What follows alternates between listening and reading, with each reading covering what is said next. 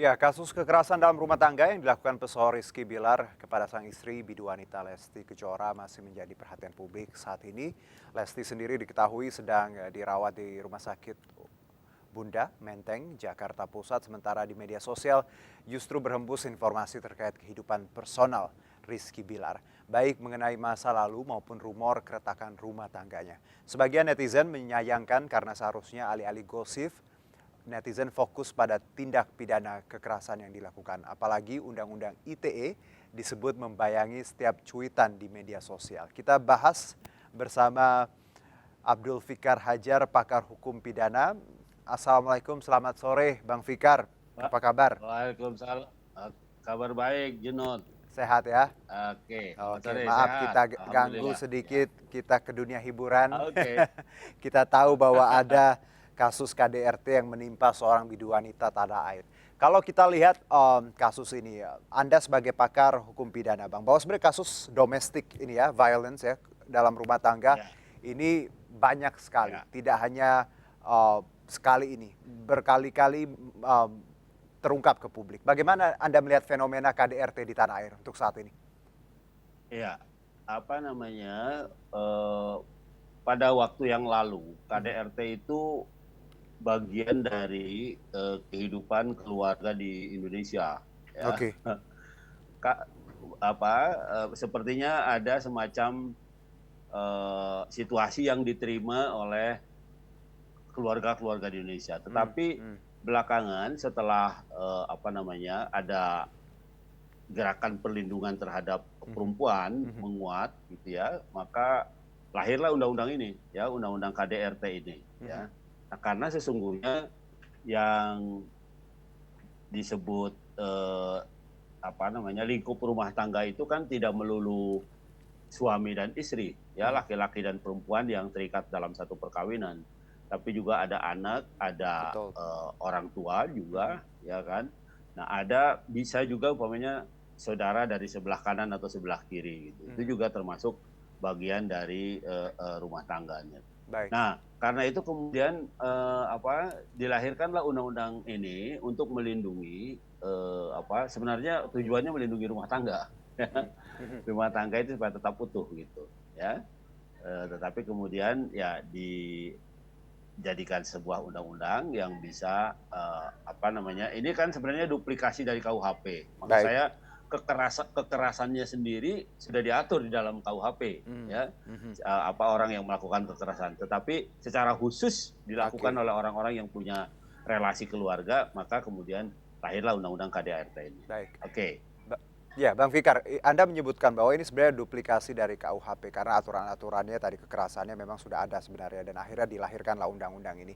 Apakah aturan Ya. ini sudah cukup mengakomodir terkait bagaimana, kasus kekerasan dalam rumah tangga sendiri di tanah air menurut Anda?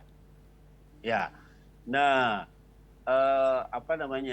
ada perkembangan baru Mhm, yaitu definisi tentang kekerasan sendiri gitu. Kalau baik, di KUHP kan itu hanya satu tafsirnya, kekerasan fisik gitu baik. ya, Mhm, kekerasan fisik yang menimbulkan luka atau kematian gitu. mhm, Nah, tetapi di Undang-Undang KDRT ini kekerasan itu bisa kekerasan fisik, bisa kekerasan psikis juga baik. ya, tekanan secara kejiwaan gitu. Mhm, Bisa juga kekerasan seksual mmm, gitu ya, mhm, kekerasan seksual.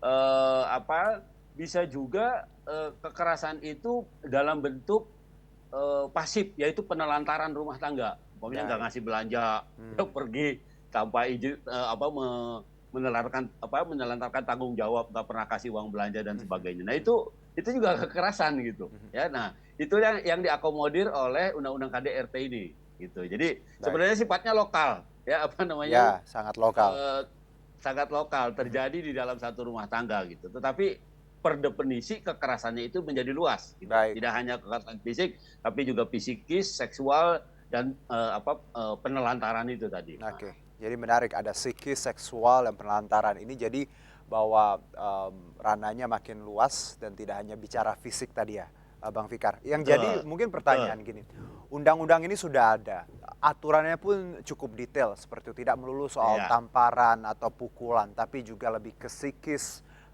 bagaimana pertanggungjawaban menafkahi juga ya, tadi penelantaran juga betul, disebutkan. ya. pertanyaannya Bang Fikar, mengapa hal ini sering berulang? Apa masalah yang ada di tanah air? Apakah masyarakat kita tidak aware bahwa sebenarnya ini ada aturan atau sosialisasinya belum nyampe ke masyarakat atau mungkin pembiaran atau tadi kan Bang Fikar sebut di awal bahwa ini sudah biasa terjadi di masa lampau dan itu Ya, dianggap sebagai tadi hal yang biasa. Namun ada yang undang-undang ini membuat paradigma kita harusnya berubah. Mengapa kita sulit sekali berubah? ya, Ya, kan menurut ahli ilmu sosial oke.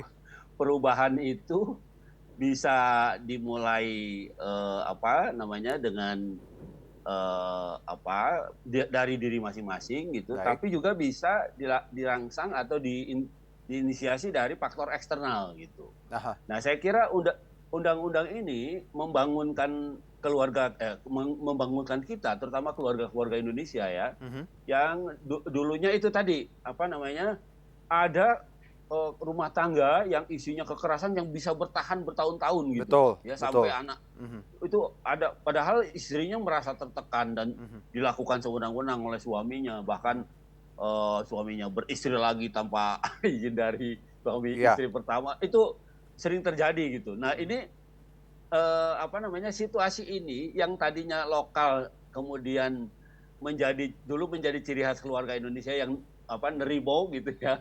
mhm, Tetapi sejak apa namanya, sejak ada penghargaan terhadap wanita itu apa berkembang, maka kemudian lahirlah undang-undang apa kekerasan KDRT ini kan begitu. Jadi perlindungan mhm, tidak hanya melulu pada kekerasan fisiknya gitu, tapi juga meluas pada kekerasan yang lain gitu ya, kekerasan ekonomi, kekerasan psikis apa mhm. dan kekerasan seksual gitu. Nah ini yang kemudian menjadi perhatian undang-undang ini, dan itu kalau menurut saya sebabnya ada kesadaran bahwa tidak bisa dipisahkan umpamanya dengan tingkat pendidikan perempuan di Indonesia gitu. Mmm, Saya kira itu juga menjadi dorongan gitu, menjadi dorongan oke, sendiri sehingga ada kesadaran mhm, bahwa selain apa namanya kesadaran juga selain hukum itu berlaku di luar rumah, tapi juga di dalam rumah ini perlu dilindungi gitu. Iya iya, kan? iya, Kadang-kadang yang sebenarnya bisa dikualifikasi sebagai tindak pidana, tapi diredam karena terjadi di dalam keluarga gitu. mhm, mhm, Nah, menurut saya undang-undang KDRT ini revolusi sebenarnya, baik, gitu ya. Revolusi di mana kemudian di dalam kekerasan yang terjadi dalam keluarga pun mhm, kemudian bisa dikriminalkan gitu. Artinya dikriminalisasi dalam oke, pengertian supaya keluarga-keluarga Indonesia ini terjamin apa namanya tidak diwarnai oleh kekerasan fisik iya. gitu. Karena tadi ya Bang Fikar, kita tidak bisa menutup mata bahwa hal-hal kekerasan fisik dalam rumah tangga ya, baik itu ke istri, ke anak, ataupun sebaliknya mungkin ke ayah, bahwa hal itu Betul. ada di sekitar kita. Sudah ya puluh-puluh tahun hidup di bagian dari culture dan ya sebagian orang menganggap itu biasa. Padahal tadi ya sudah ada undang-undangnya dan bisa dijerat secara hukum Hukum. tadi ya Bang Fikar ya. Nah, kalau kita bicara komitmen penegak hukum sendiri dan negara, apakah Anda lihat ini sudah cukup maksimal sejauh ini?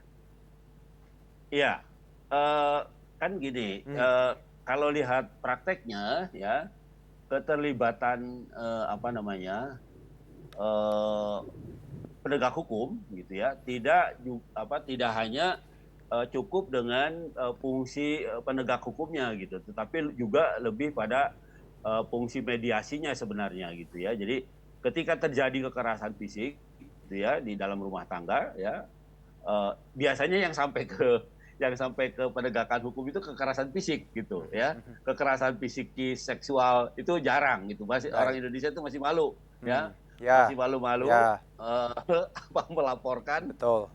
umpamanya kekerasan yang terjadi Mhm, di ranah seksual umpamanya. Nah, itu yang bahkan penelantaran juga, itu juga mhm, jarang ada, menurut saya jarang oke, itu laporannya. Ya baik, jarang apa namanya penegakan hukumannya tidak nah, yang banyak itu adalah oke, kekerasan fisik gitu, yang baik, banyak ditangani oleh penegak hukum. Nah, karena itu oke, kemudian kalau kalau nggak salah di kepolisian tuh ada divisinya sendiri hmm, khusus menangani kasus-kasus KDRT ini oke, gitu. Nah, baik, karena itu apa jarang kasus yang kemudian sampai ke pengadilan gitu ya. Karena Meskipun undang-undangnya karena itu tadi berhenti di ketika didamaikan oleh polisi itu ya Oke. dipanggil semuanya Hmm. biasanya selesai gitu. Oke. Ya kan jarang. Umpamanya nah karena ini aja nih, karena artis nih siapa namanya Lesti Kejora itu Aha, kan. aha. Dia artis kemudian baru lapor aja sudah bisa Baik, terungkap gitu. itu Nah, yang ini juga harus kita. menjadi dorongan kalau menurut saya Mhm. penyelesaian sampai di pengadilan gitu. Iya, iya, Ya, nggak iya. cukup tidak cukup di polisi dipanggil Mediasi kemudian tadi ya. damai selesai gitu. Oke, Heeh. baik. Sekarang kita, Bang Fikar, kita tahu kita beralih ke potensi pidana cyber ini. Dinamikanya berkembang luar biasa. Bagaimana kasus ini lalu menyeret ya nama ya terduga pelaku Rizky Bilar dan background masa lalu diumbar di sosial media oleh let's say haters ataupun netizen lah yang tidak Ya, mendukung tindakan ini. Anda melihat apakah ini punya potensi pidana cyber? Karena Kombes Endra Zulfan juga menyebutkan bahwa ini hati-hati bisa dipidanakan. ya. Hmm, Iya, ya, apa namanya ketika memenuhi unsur ya hmm, siapapun gitu ya yang kemudian menyebar atau melakukan apa namanya pelanggaran di bidang apa namanya siber ini ya hmm. siapapun bisa kena gitu Oke, ya. Eh, apa peristiwa kekerasan KDRT ya, artis ataupun bukan artis itu bisa menjadi pemicu ya, itu yang kemudian dibawa oleh para netizen ini ke ranah siber ini yang baik. kemudian kadang-kadang tidak mengenal etika juga gitu Ya. ketika ketika mengumbarnya gitu. Nah, Berarti Bang sehingga Fikar, dengan kata lain uh, harusnya kita fokus ke kasus KDRT-nya ya, bukan hal lain betul yang mestinya ya. betul. Nah, Oke. karena itu dituntut penegak hukum itu menjadi apa responsif gitu. Hmm, Begitu terdengar kasus langsung ada penyelesaian supaya mhm. tidak terjadi polemik di ranah yang lain gitu. Ya Baik. kan? Begitu dia masuk ke media sosial, ah itu jadi persoalan sendiri kan. Mhm. Dua-dua pasti ada dua kubu ya, kubu Baik. yang setuju dan Iya, kubu yang membela, kubu yang menyerang kan begitu, ya baik. kan?